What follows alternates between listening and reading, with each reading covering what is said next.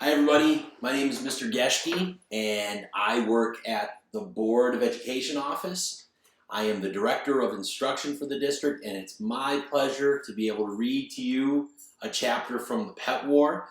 I get to read to you chapter 28, definitely my favorite chapter from the book. So let's start, okay? Chapter 28, Friday, March 30th, money saved, $389.32.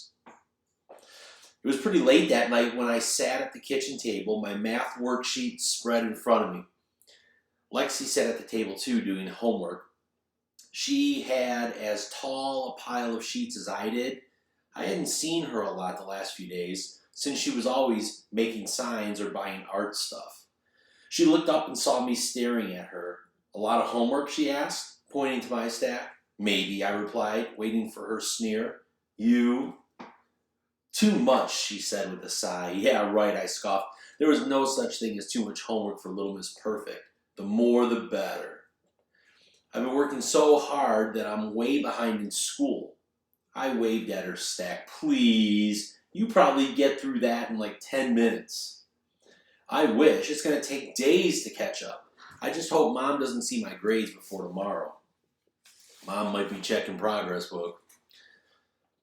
"Get a few A's instead of A pluses?" "No," she groaned. "I've been making signs, tutoring, doing everything but studying. I don't get good grades by blinking, you know." "You don't?" Blinking was one of my theories about why she did so well. "No, I work really hard because I have to, not because I want to. If you spend as much time on your homework as I did, you get straight A's too. I just know that school's important." I stared at her, my mouth open. Sure, I saw Lexi study, but I thought that was because she liked it. I never really thought Lexi actually studied because she needed to. "It's called being responsible." "Not that you would know anything about that," she grunted. "I know more than you think," I mumbled, "especially now. So, when are you getting Fluffernutter?" "What makes you think we're getting a cat?" "Because I lost. I don't have enough money. We'll have a cat, and every day you can gloat." "I don't have enough money either," she admitted. But I see your signs everywhere," I stammered. "You tutored like everyone in school." I didn't mention the stack of bills I spied in her jewelry box the other day, or the $20 I had taken. I gave a lot of those signs away for free. I figured it was good advertising. People would see my signs and want one, but when I sold them, I didn't get paid enough. And art supplies cost a fortune. Do you know how expensive glitter is? But everyone kept wanting more and more glitter, and I couldn't say no. I didn't make that much from tutoring either. Kids just don't have a lot of money. And half my friends aren't even talking to me because they said I was mean. I don't know, I just got frustrated when they didn't know the answers. I guess I'd make a poor teacher.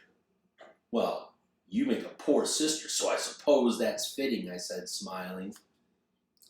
"I make a better sister than you do a brother." I nodded my head. "You're probably right," I sighed. "I thought you never had problems." "I wish. I can convince Mom to do stuff, but try to present charts to your friends and they just think you're weird." She threw me a half, very non-smirky smile. "I haven't been too nice to you lately." "Sorry. I guess I just got carried away with our war." I nodded. "Tell me about it."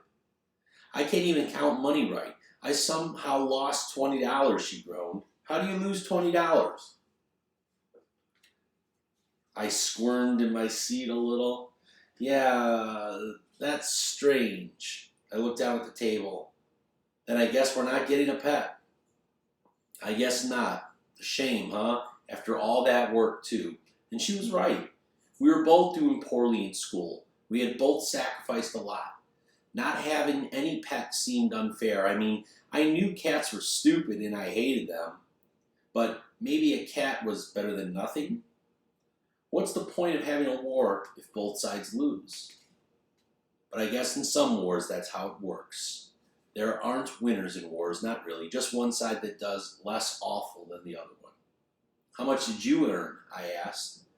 "More than $400. I was really close. You?" "Less than that. Hold on." I went up to my room and removed my shoebox from behind my smelly shoes. only gagging once. Ugh. I took out the money. I could have done a lot with that cash. I could have bought that $200 pair of sneakers I really wanted, or that ultra-violent but ultra-cool video game I read about.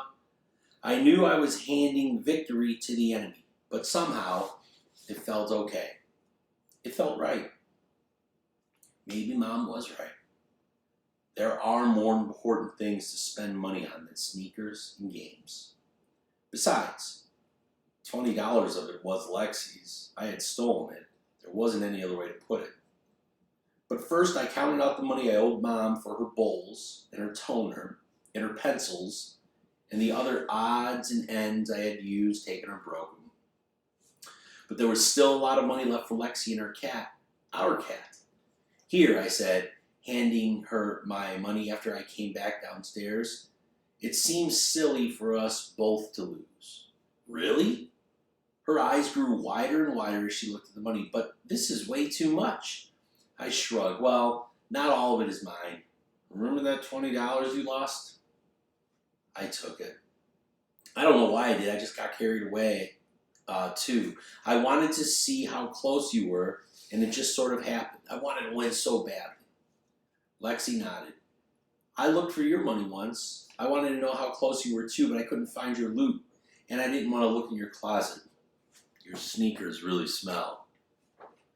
Well, that was the idea. Lexi picked up my stack of bills. I guess this makes up for your stealing. I hope so. The way Lexi looked at me all grateful and stuff, it almost reminded me of Baker and his wide-open, thankful, and trusting eyes. I almost had the urge to hug Lexi, but I'm glad that feeling faded away quickly. Maybe you're not the world's worst brother, she said. Thanks. I guess you're not the world's worst sister. Maybe just second worst. There must be someone who keeps her brother locked in a cage and force feeds him peas. I like peas. That sister would be worse, maybe. Lexi smiled and grabbed my homework. Let's see if I can help you a little bit here. I bet we'll get through this in no time. After all, I'm an expert tutor.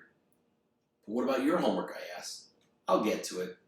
Come over here. A big sister is supposed to help her baby brother, right? I'm not a baby. I know. That was chapter 28 of The Pet War, and now I want to introduce you to someone special. Can you see her back there? Back there?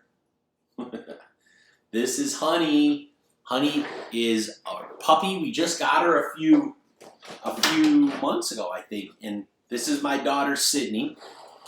Sydney is in 7th grade. And this is Honey. Hi, Honey. Hi. We're a dog family, not a cat family. And of course, a family that has a dog also likes to do a lot of dabbing together. Isn't that right, Sydney? Yeah. Yes, the answer is yes. So, Honey, let's dab. I'll dab. Honey, dab. Sid, you want to dab? Sure. All right, let's see. All right, enjoy the rest of your book, guys. It was fun reading to you. Talk to you soon. Bye-bye.